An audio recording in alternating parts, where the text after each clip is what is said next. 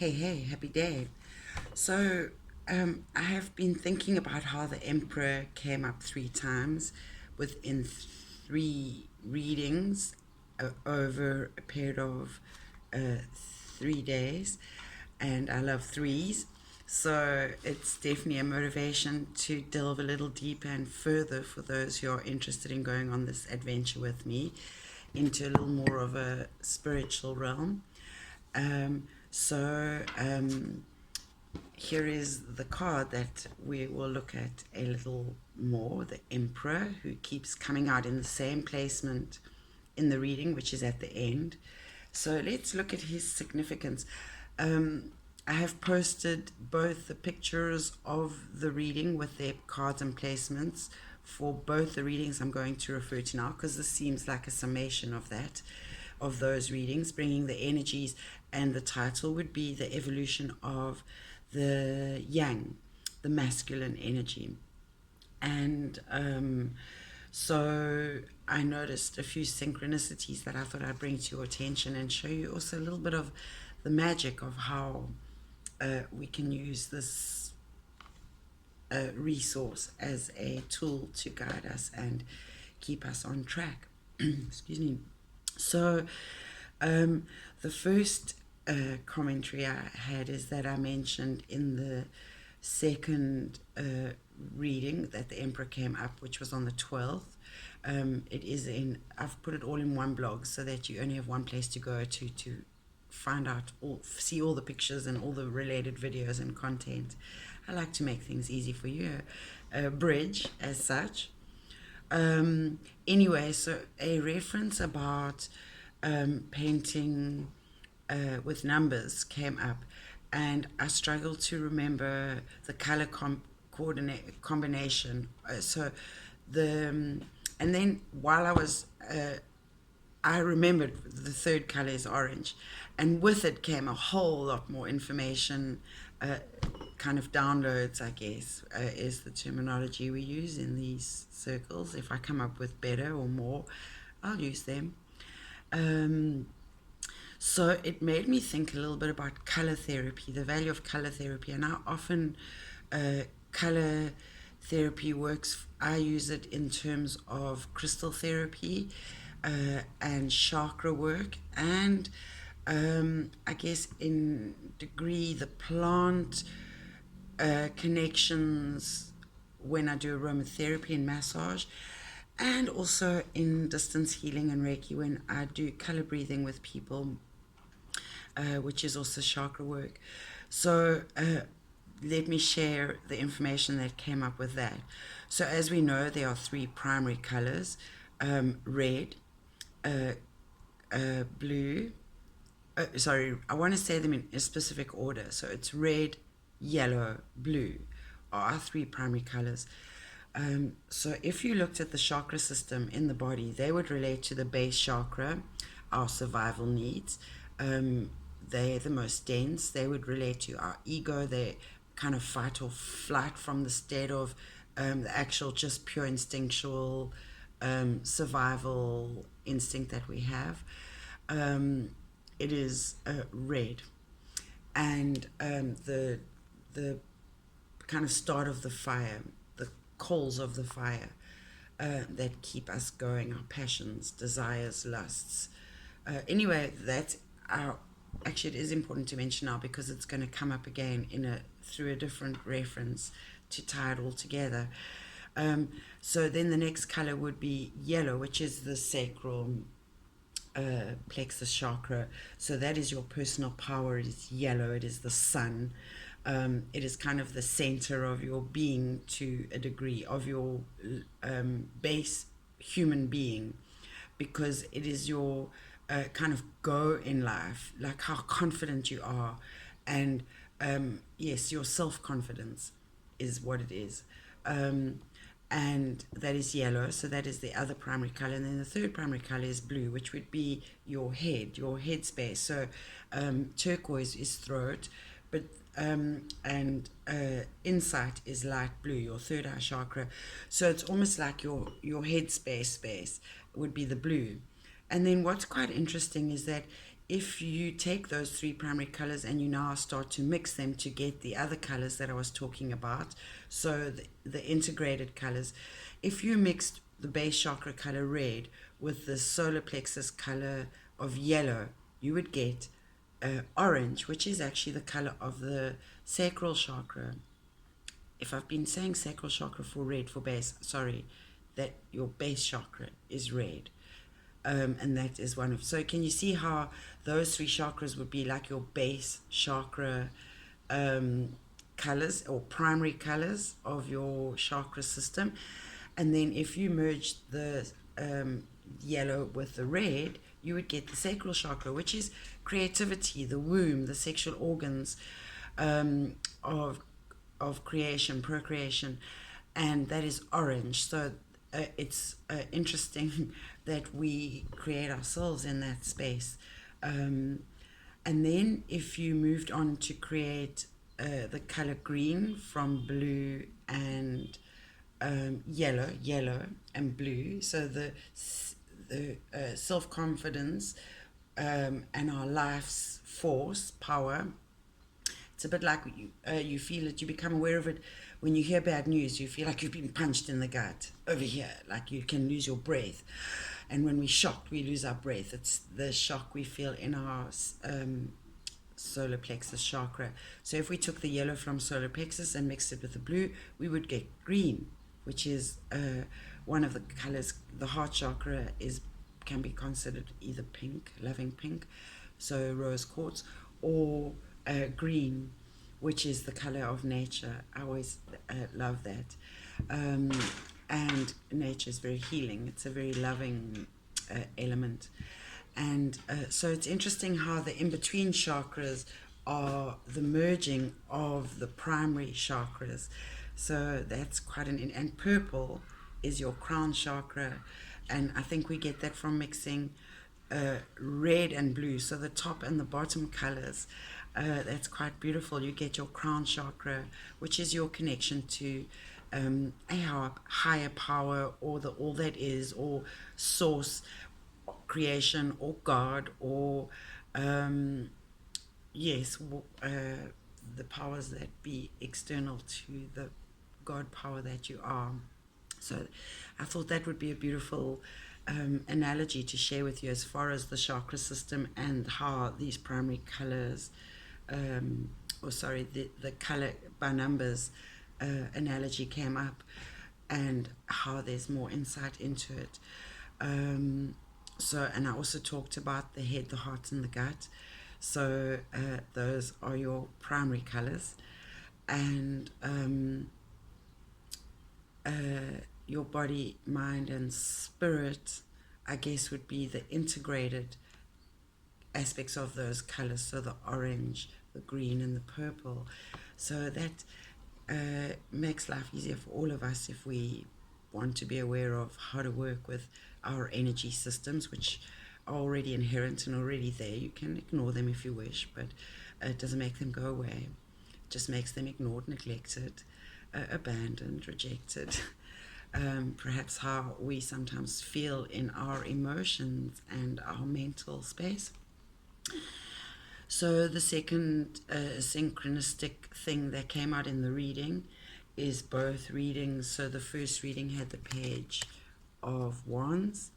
He wants to manifest. And then we had the Page of Pentacles. He has manifested already. So it shows us the development of how, and I certainly have been aware of it, and people I talk to also agree that the art of manifestation has sped up considerably, and things are what we are desiring and attracting through thought, word, and deed are certainly seeming to come into fruition quite quickly. So the page is also in the first reading where he just wants to manifest, going to the second reading where he has manifested. There's the sense of, and looking at how he became a king of pentacles and then the emperor, it's kind of like one has leveled up and worked through the stages of competence for where your lower being was at. You have done that. You've achieved that. You've overcome your lower self. Perhaps the yin aspects, so the masculine is starting to rise in his strength. And I'm talking about even the yin and the yang aspects of duality within ourselves. We have learned to overcome our obstacles. However, what does happen when we level up is that we become a novice, we become an amateur in at this new level. However, we have something tangible to work with.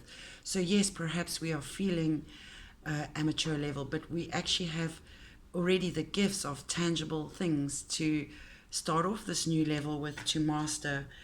So I love that the page shows us the evolution of self-mastery and how the cycle spirals. So yes, you did complete the cycle, but it meant you leveled up, and now you have to find your footing on this whole new level, and it's can be very unsettling.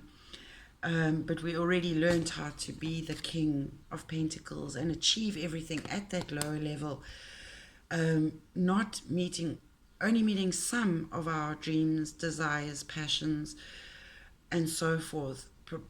Perhaps we've leveled up to a place where, okay, now it's time, body, mind, and spirit. We can have all that we desire in that regard on a body, mind, and spirit plane. In tangible form, we can now actually have all those aspects and not just some of them. And for some of us, lessons are coming up that are showing us what we don't want again. Remember, those were the bridges we were supposed to burn, and we have rebuilt new inner bridges. And certainly those are better ways to serve ourselves in order to fulfill the body, the mind, and the spirit, and actually integrate them all into a whole unified, which is Heros Gamos, the marriage of the divine masculine and feminine, is actually the divine marriage of soul, where the different aspects of yourselves, especially the conflicting ones, now come into harmony, balancing the awesome with the flawsome. And so too, as in so within, so without, as above, so below. There is this idea that yes, the main focus is on the self, and this is happening in the self, but so too could we expect to see it reflected in our lives in various ways. Opportunities are abound.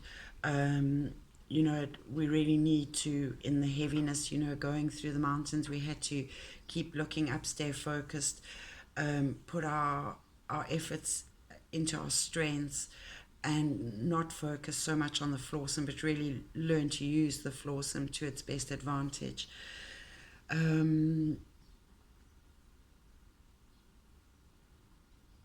Okay, so I would like to look at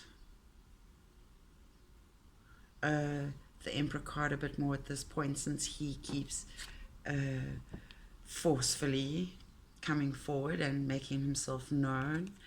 So the Emperor card, it's the first sign, the first fire sign card of the tarot deck. It's number 4. It represents Aries. Aries happens to also be the first sign of the zodiac in astrology. It is the baby. It has a lot of energy. It wants to explore. It wants to know its power, and it does everything it can to test its power. There are no limitations, almost no boundaries other than the self-imposed ones, I guess, and those are just off the cuff remarks.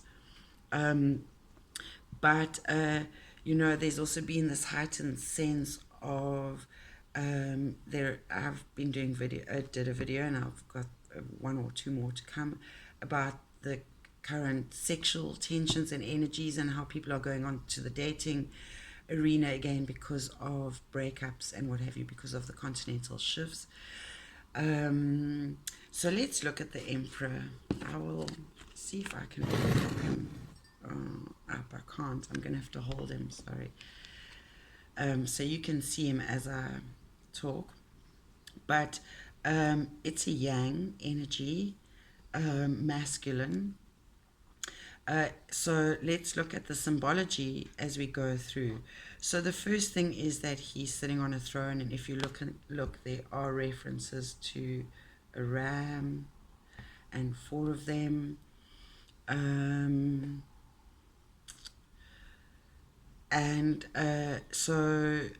ram, we know, is headstrong. It headbutts. Sometimes it just charges, kind of without really knowing what it's charging at.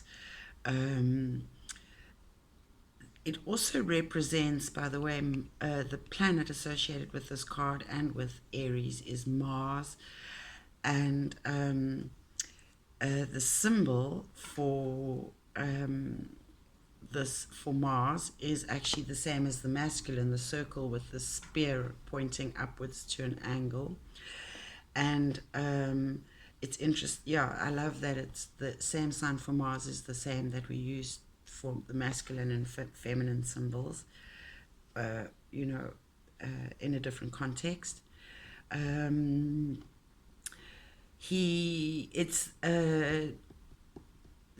That symbol is made up of both the shield and the spear of the god of war, Mars.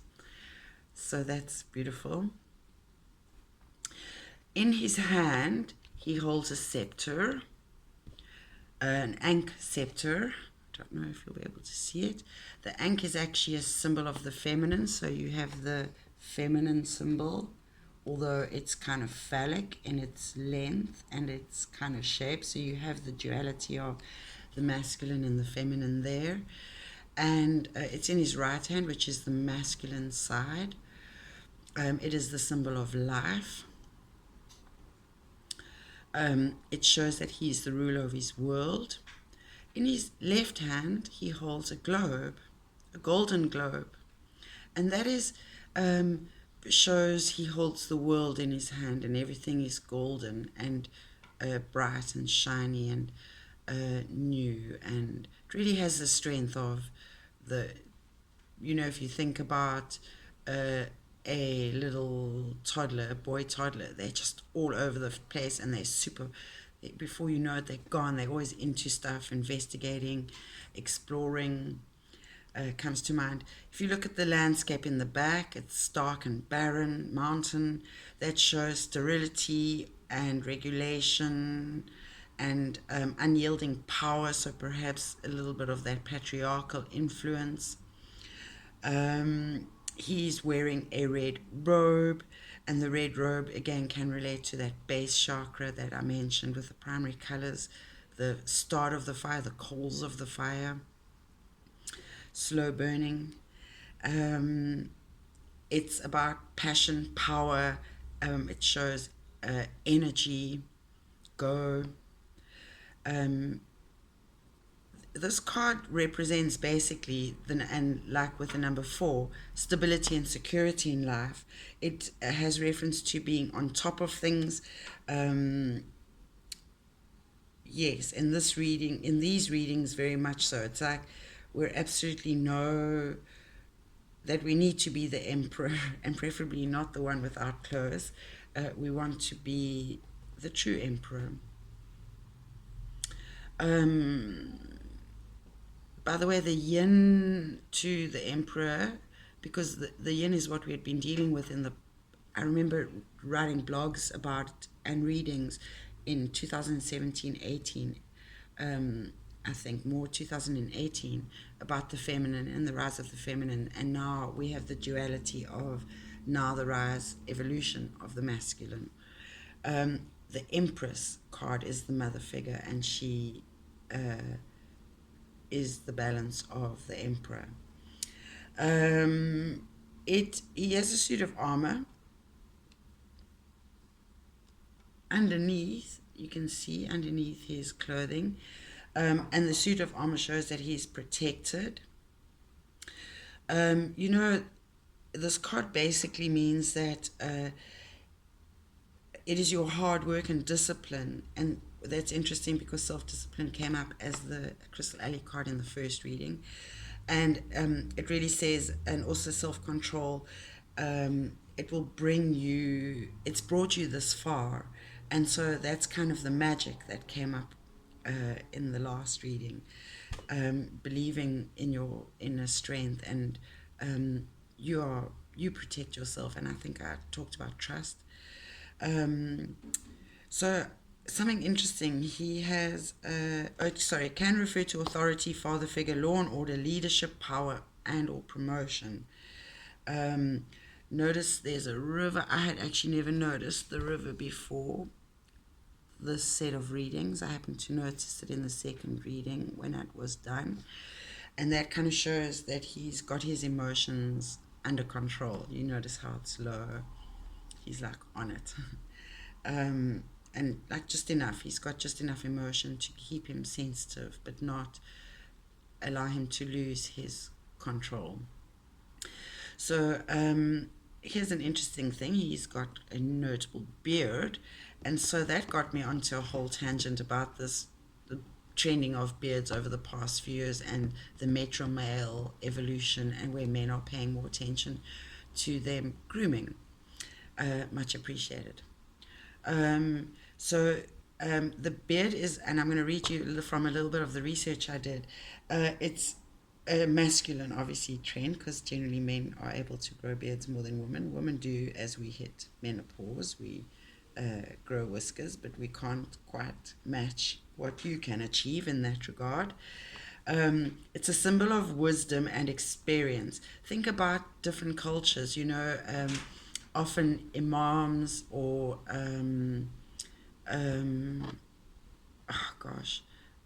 our religious respected elders often grow beards.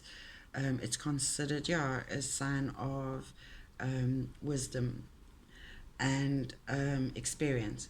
It's a symbol of, it has been known previously in traditional cultures. It's as a symbol of manhood and honor. It shows self-care and grooming. So a certain amount of self-pride, which never goes amiss. It's about asserting masculinity, and at some point it was about counter-culture, so the revolution of the masculine in the evolution of the revolution of the male in the evolution of the masculine. If you think about it, it's not quite a big industry. There are barbershops all over, there are grooming products, maintenance products, all kinds. That certainly, as far as toiletry goes, I've seen a great bloom in what's available for men and men's cosmetics over my lifetime and my awareness of it, of men and their appearances and their smells. There was even it's a sign of virility. It certainly was a medical view at one point, where the beard was associated with bodily fluids and or bodily waste fluids. So it had a direct. They perceived it to have a direct result on sexuality. And if you think about the current beard trend is kind of an evolution of the goatee. I've talked about self-care and maintenance, men spending more time and money on grooming, a little more self-care in that regard, which is really, again, I love, and we certainly are supposed to be self-caring. And then currently, bearded men are perceived, so they did this quiz about how women perceive men with beards, and the response was that men were perceived to be more mature, confident, and reliable, and those generally would have been considered traits that women would look for in a man. So what is interesting about, I mentioned Mars, and I was reminded recently with astrological occurrences that I thought I'd just take a look and see what influences there are as a completely separate entity and resource. Like I said, Mars is the planet associated with the Emperor and Aries, and it's the red planet and the god of war I mentioned. It's the planet of passion, anger, war, assertion, and separation. It relates to how you pursue your goals, and how you assert yourself, how you attack and defend, and also how you cut people or circumstances off. So perhaps breakups. And like I said, there has been a lot of that going on around me, certainly. And that's why I talk about more people joining the dating market. And the symbol I explained already. So it points to the way you weaponize your skills for protection and competition. And we saw about the armor in the Emperor. He's got his armor for protection. And he's able to compete because he's got that protection. It shows us how we chase our goals and relates to our libido and sexual energies, which is why those energies are in play too at the moment. Our lusts are feeling, and desires are feeling a little restless and triggered. We're feeling a little lustful and desireful. And because we want our full fulfillment of those things, dreams, wishes, desires, passions. And I underline the word chase because one of the things that very much we are not supposed to be doing is chasing. What we're supposed to be doing is manifesting, and the way you do that is create your blueprints through your thought, and then you speak it through the word, and then you take one action towards that goal, dream, wish, the fulfillment of that through an action. And generally that will show that it will show intent in what you desire to attract into your energy vortex, so that you now have manifested that you wish. So don't chase anything, just thought, word, deed, and what you wish will come towards you too, and you meet halfway with your dreams, wishes, desires. Currently Mars is in retrograde in its own sign of Aries, and it goes direct in Aries on Saturday the 14th of November. And I have got something to read to you if you wish, just quickly.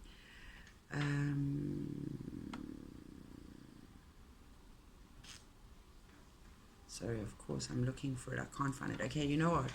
So, here we go. Mars retrograde. How Mars retrograde 2020 will affect you. It tells you each zodiac sign. I can put the link in the blog. I will, actually. But let me just read you a few highlights. Retrogrades in astrology are a regular part of most major planets' cycles around the sun. But Mars takes a backspin, least frequently of any other planet, and that's happening now. So something that doesn't usually happen is happening in our cosmos. Only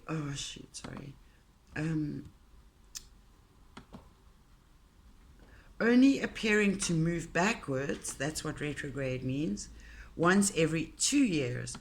During Mars retrograde, we tend to feel more sluggish, unmotivated, and might struggle to take tangible actions on things. It is not an ideal time to charge forward on major professional endeavors, physical work, or sexual pursuits. And I talked about that in the readings leading up to these, about how it's almost time to go. Like you should be lighting the fire under the butt, but it's not really time to take active action yet. You can be perhaps just lining your ducks up before you make them march. And the fact that Mars is in Aries during the duration of the retrograde is no help, as this is the zodiac sign ruled by Mars. When Mars is here, it naturally wants to be more energetic, bold, and assertive than usual, making the slow pace of the retrograde feel even more frustrating. Things that where we want things to happen and pick up pace and speed or not. So that can be frustrating, and we can either choose to channel that frustration towards construction, something positive. Do what you can, work on what you can work on, and let those things that you can't work on, let them be. Let them, you can come back to them Focus on the things that you can, that you're interested in, that you do feel motivated to, that you don't have to push too hard, that just have a natural flow to them. It is also a time that repressed rage and anger can come bubbling to the surface in a less than healthy ways. So look out for old wounds getting reactivated, triggers. Finding productive outlets for aggressive energy during Mars retrograde is good. So exercise, meditation, perhaps focusing a little more on self-care, exercise, I did say that, diet, nutrition, pleasure, things that bring you pleasure, dancing, walking in nature, whatever brings you pleasure in a healthy way. Try taking a kickboxing class, or go on a run, or perhaps even pouring your feelings into an artistic project. Embracing gentler ways of dealing with anger could prevent you from exploding on someone unexpectedly, and also help you heal the pain of past losses or wrongs. This Mars retrograde is going to take a physical toll on all of us. Astrologer Shwante Kato tells Bustle, which is where this comes from, as it is moving through Aries, a sign which makes us want to take action now. We are going to be confronted with more waiting.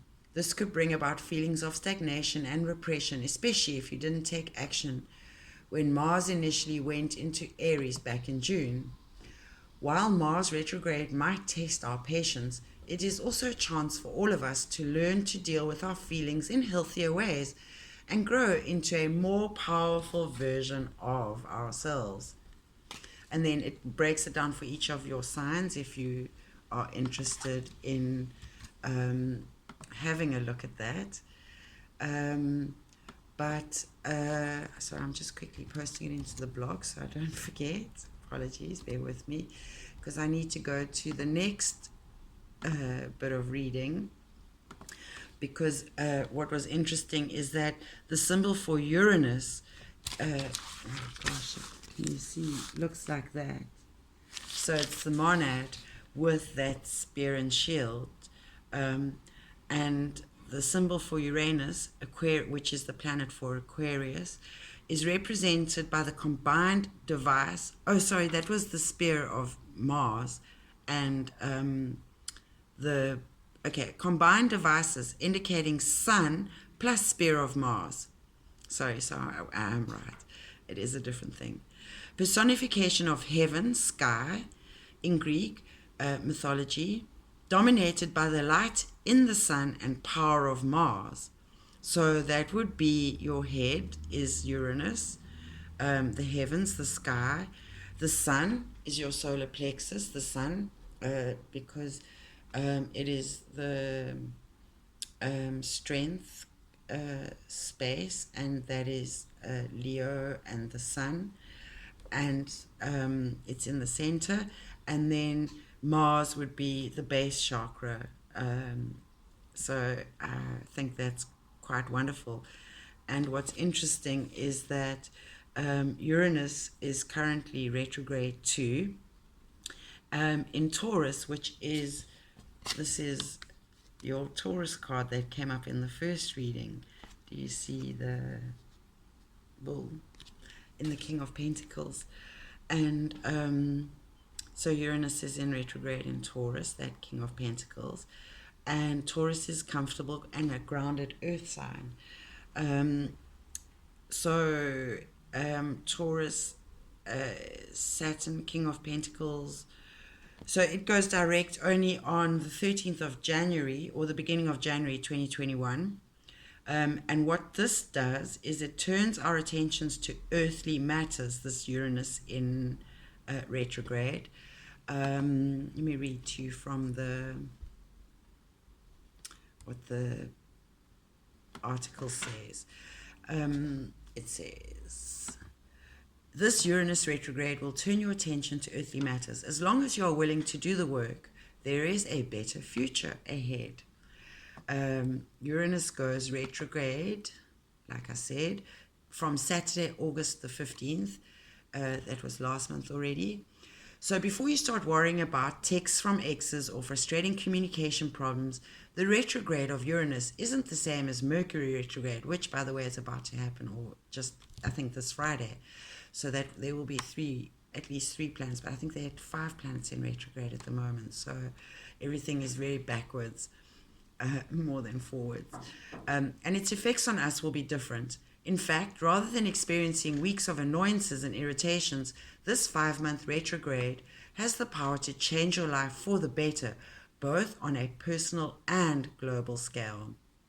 Okay, so the Aries there to stir things up a little bit from the stagnant energy. In astrology, Uranus is associated with community, the future, technology, science, and revolution. And this is partly what's going on with the evolution of the masculine is the revolution of the male. It rules Aquarius, the humanitarian of the zodiac. This year, Uranus goes retrograde in Taurus, a comfortable and grounded earth sign. This means that those with a lot of Taurus placements in their chart, oh, and I just remembered my moon is in Taurus, will be most affected by the retrograde.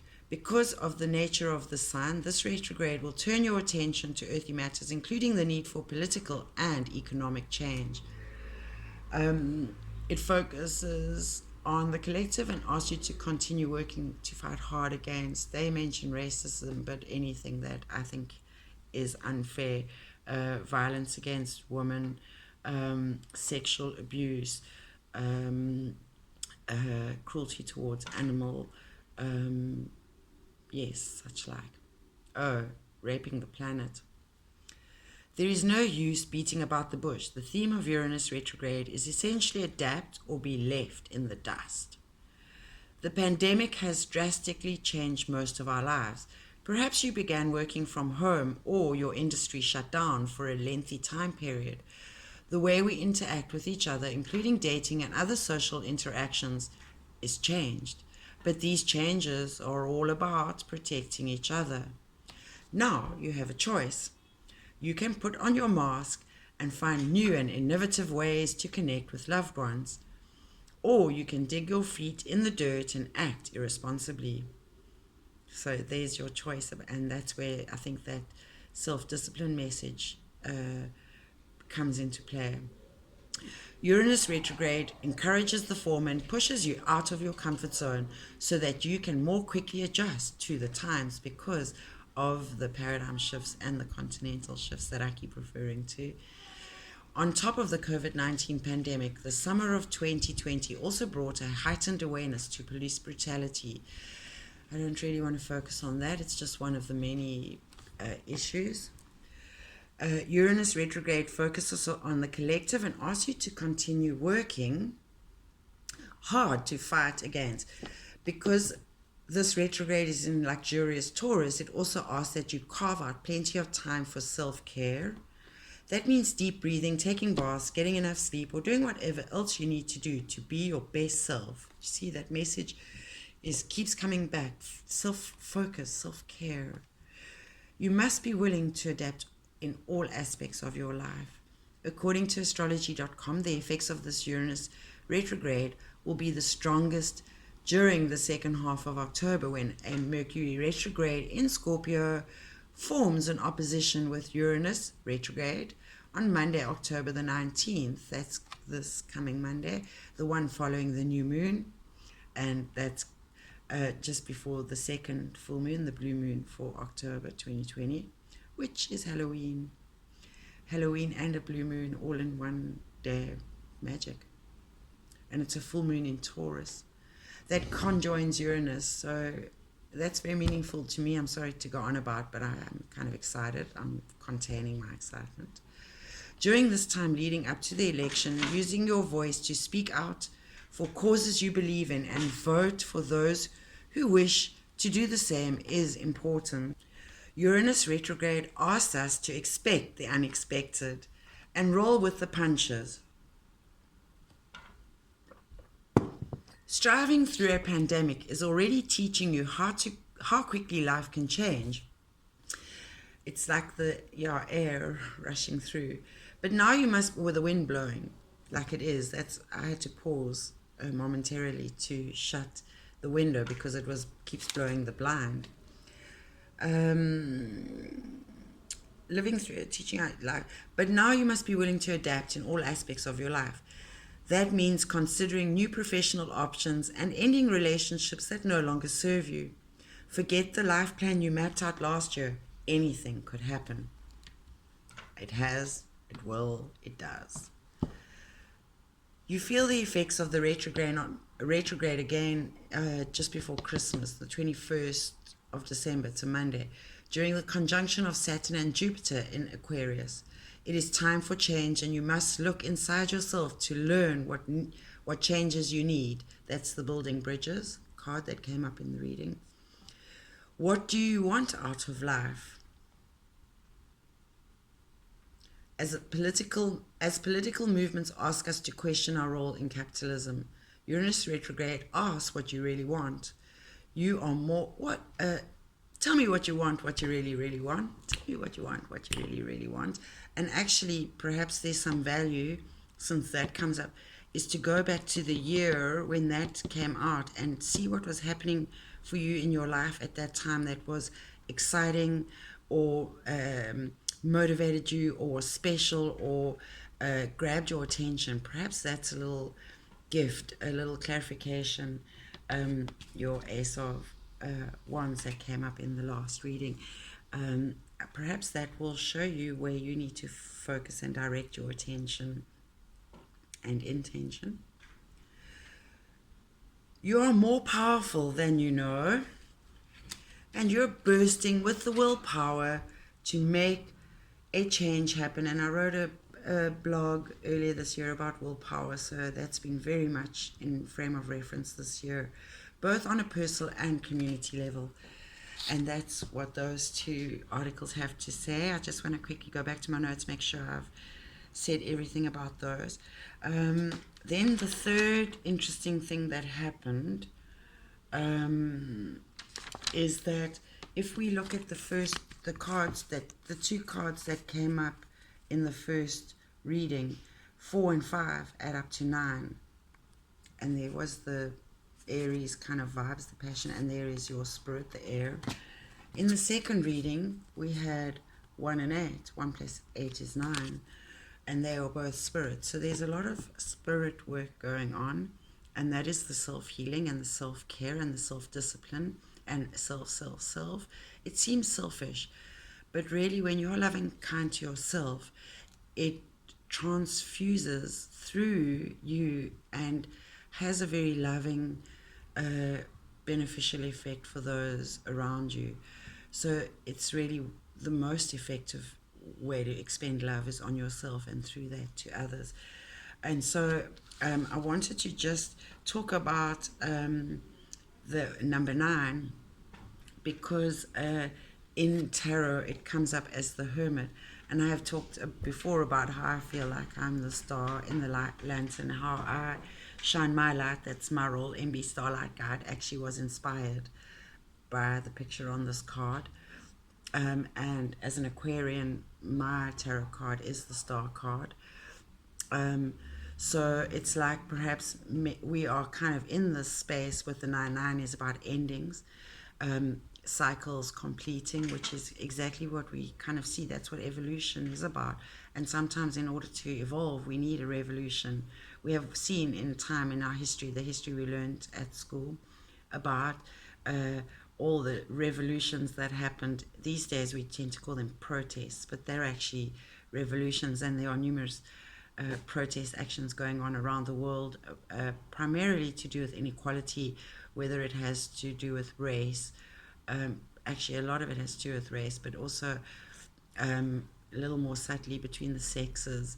And politically, we know that there is discord going on with elections in the States. And there are things going on that the media doesn't really